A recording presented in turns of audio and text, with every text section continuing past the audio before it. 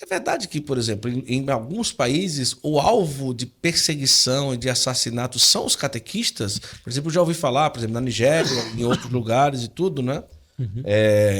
Porque eles são líderes diferentes dos catequistas do Brasil, né? Sim, exatamente. O conceito de um catequista em muitos países da África é uma Liderança mesmo. liderança mesmo, né? Liderança que ali, inclusive, tem autorização de batizar até, Sim, nessas escolas. exatamente. Então, ele que dá a formação, não só a formação, mas quando tem alguns problemas, uma família está brigada com outra família, chama o catequista. Né? Quando precisa algum. Ele é sempre a pessoa que é um referencial também de idoneidade, Entendi. né? O catequista.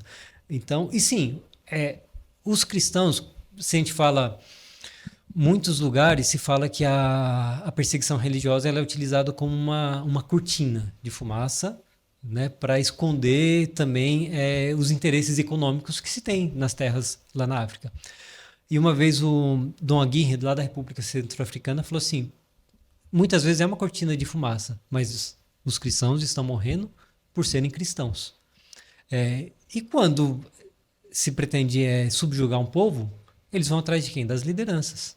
Né? Então, por isso que essas lideranças são o alvo. Né? Mas não é que são só os cristãos, mas em muitos lugares a gente percebe que os cristãos são o alvo preferido. Burkina Faso, recentemente, tinha uma colega nossa que agora ela estaria em Burkina Faso fazendo justamente uma reportagem. Os bispos falaram, não venha, porque foram quase 200 cristãos que foram assassinados aí nos últimos 15, 20 dias. 200? 200. Uhum. Eles estavam montando uma trincheira de defesa, né, e passaram lá e assassinaram todos. Nossa, isso é muito Então, forte. e muitas vezes também, que também foi recente, amarraram todas as pessoas, a maioria cristãos, levaram para uma capela e assassinaram todos lá, amarrados e depois todos assassinados. Então, assim, uma crueldade muito grande, né, que existe e por um outro lado, a gente fala assim muito do que acontece, mas a gente sempre tem que falar da esperança, porque a fé que essas pessoas que vivem nesses países é uma lição para a gente. É um testemunho, isso me converte diariamente. Tive a oportunidade de, quando veio aqui ao Brasil, o padre Douglas Bazzi. Lembra quando teve a invasão do grupo Estado Islâmico lá em 2014, expulsando os cristãos lá do norte do Iraque, Sim, 100 sim. mil cristãos foram expulsos. O padre Douglas Bazzi foi um dos que recebeu esses cristãos que estavam fugindo. Então, projetos com a CN, de fazer as casas provisórias, as escolas. Aí você pensa, poxa, um padre que talvez não experimentou aquela realidade. Quando ele veio aqui ao Brasil, ele contou, ele já havia sido sequestrado por um grupo terrorista, antes do grupo Estado Islâmico. Ele ficou 9 dias em poder desses sequestradores. E as barbaridades que ele contou, só que ele fala, 9 dias, falou, é o tempo de uma novena. Ele falou, então para mim esse sequestro foi uma novena.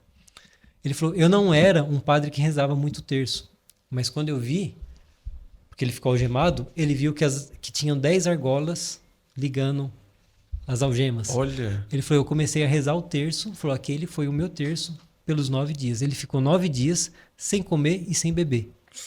Ele falou que, eu não me lembro agora se foram depois de 4 ou 5 dias, que eles ofereceram água para ele.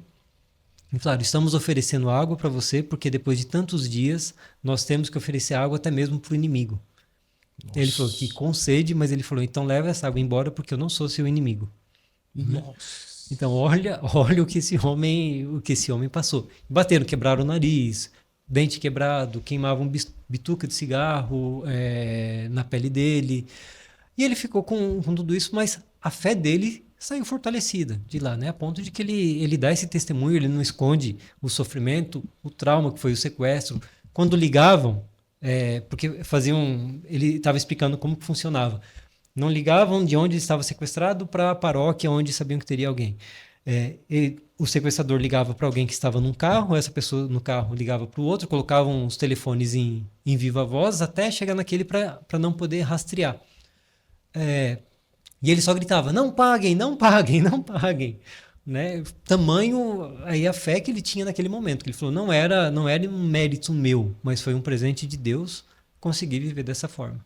Nossa, mas que testemunho, Então, né? Isso é algo impressionante. Então, quando a gente fala da presença da CN em situações como essa, né? Se fala de quê? Por exemplo, igreja que precisa ser reconstruída, subsídio de evangelização num lugar que talvez seja ali meio que por perseguição, meio que proibido também de evangelizar, reconstrução reforma de casas, às vezes situação de transporte. Sim. Nessas localidades, em outros países, como por exemplo a Síria e tantos outros, né, não sei. Como que essas ajudas acabam se manifestando nesses lugares assim?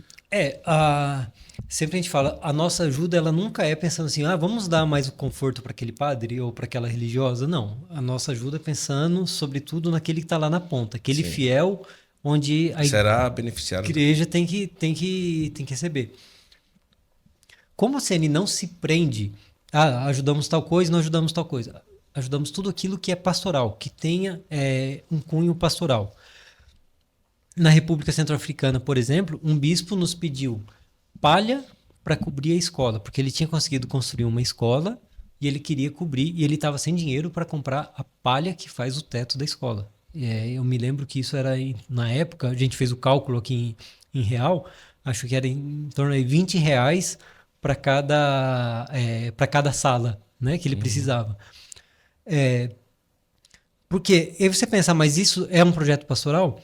Por quê?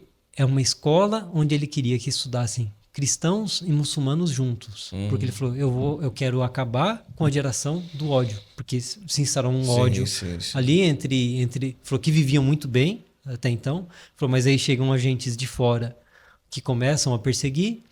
Depois alguns cristãos também começam a se defender. Lá na República Centro-Africana, que eu pego esse exemplo da palha na escola, teve o problema do Anti-Balaka e do Célica.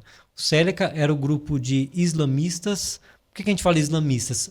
Porque são aqueles terroristas que se apropriam também de uma religião. Né? Não vamos falar, são os muçulmanos. Não, são pessoas que se apropriam de uma religião para fazer terror. Perseguiam os cristãos. Um outro grupo pensou, vamos combater então esse Célica, e criaram um grupo Anti-Balaka. Inclusive até alguns cristãos entraram nessa onda e passaram a perseguir não só os terroristas, mas os muçulmanos. E teve um episódio que todos eles, os muçulmanos fugindo desse grupo, ficaram numa mesquita. Só que eles viraram um alvo fácil, né? O pessoal chegou lá. Dom Aguirre, ele ficou sabendo disso, ele estava acabando de celebrar, ele saiu correndo paramentado e se colocou na frente deles e pediu para chamarem todos os padres para ficar na frente. E ele falou que eles continuavam atirando. E ele dizia para os padres, lembram do Salmo 90?